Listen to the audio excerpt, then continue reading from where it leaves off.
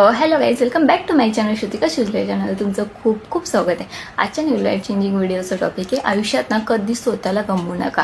हे बघा, लाईफमध्ये प्रॉब्लेम सिच्युएशन्स या कधीच आपल्या मनाप्रमाणे होत नाही. कधी कधी होतात, कधी कधी नाही होत, कधी कधी गोष्टी अगेन जातात. पण ह्या सर्व गोष्टीमध्ये की आपण कधीच स्वतःचं अस्तित्व विसरू नका. काय होतं माहिती आहे का, लाईफमध्ये आपल्या एखादी सिच्युएशन अशी येते ना की तिथे आपण काहीच करू शकत नाही. अनफॉर्च्युनेटली तिथे आपण काहीच करू शकत नाही. आपलं करणंही व्यर्थ असतं. आता मार्च महिन्यामध्ये माझे गेस्ट आले होते. ते 15-20 डेज माझ्या घरी होत्या. 24 तास माझ्या बाजूला होते. लेडीजचे म्हटलं 24 तास माझ्याच रूममध्ये असतात. तर मला तिथे काही करायलाच जमले नाही. तिथे मी खूप डिप्रेशनमध्ये गेली, डेस्परेट होत गेली. कोणाला काय घरामध्ये बोलूच शकत नव्हते, कारण कोण काय ऐकणार नाही, घरचे ऐकत नाही, तो तर भाग वेगळाच आहे. तर अशा वेळेस ना काय झालं माहिती आहे काय, ह्याच्यामध्ये मी एक खूप मोठी चुकी केली आहे ना. मी ह्या डिप्रेशनमध्ये ऑलरेडी मला व्हिडिओ बनवायला आवडतं, पण मला व्हिडिओ बनवायला जमलंच नाही आहे माहिती आहे. तर त्याच्यामुळे मी डेस्परेट होत गेली आणि इतकी मी डेस्परेट झाली ना की मी स्वतःचं अस्तित्वच विसरून गेली. ॲटलिस्ट माझा मार्च महिना आणि बाहेरून पण कोणाचा सपोर्ट नाही भेटला. बाहेरची सिच्युएशन खराब, घरातली सिच्युएशन खराब, सेल्फ डिसिप्लिन जे ठेवलं होतं लाईफचं ते बिघडलं. म्हणजे सर्व गोष्टी बिघडल्या.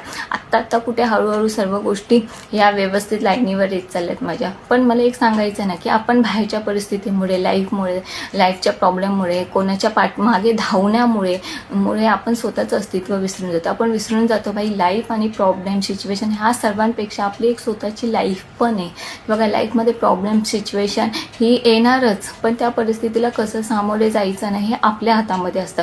आपलं स्वतःचं अस्तित्व गमवून आपल्याला त्या सिच्युएशनला बाहेर नसतं पाडायचं. आपलं अस्तित्व आपल्याला टिकून ठेवायचं असतं. जर सर्व परिस्थितीमधून बाहेर येऊन जर आपलं अस्तित्वच नसेल तर मग त्या अस्तित्वाचा काय आपला फायदा नाही ना. आपल्या स्वतःसोबत पण एक अस्तित्व आहे की आपल्याला देवाने बॉडी दिली आहे, शरीर दिली आहे, सर्व गोष्टी दिल्या आहे. आपण काय करतो माहिती आहे का, एखाद्या गोष्टीमध्ये गुंतलो ना, त्या गोष्टीमध्येच गुंतून राहतो. आता लाईफमध्ये एखादा प्रॉब्लेम आहे तर बाई त्या प्रॉब्लेमलाच आपण घेऊन बसतो ना, की आपण हे नाही बघत की आपण तो प्रॉब्लेम कसा सॉल्व्ह करू शकतो.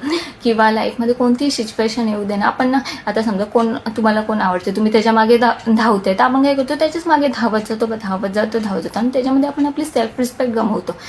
फक्त कोणत्या व्यक्तीच्या मागे धावणं नाही, किंवा लाईफमध्ये कोणताही प्रॉब्लेम असो, आपण त्या प्रॉब्लेमच्या मागे धावतो, पण आपण ना ती गोष्ट ठीक व्हायला आपण टाईमच देत नाही त्या गोष्टीसाठी, किंवा स्वतःवर लक्षात देत नाही. मग एखाद्या लाईफमध्ये प्रॉब्लेम आला, मग आपण तीच गोष्ट पकडून बसतो, अरे लाईफमध्ये प्रॉब्लेम.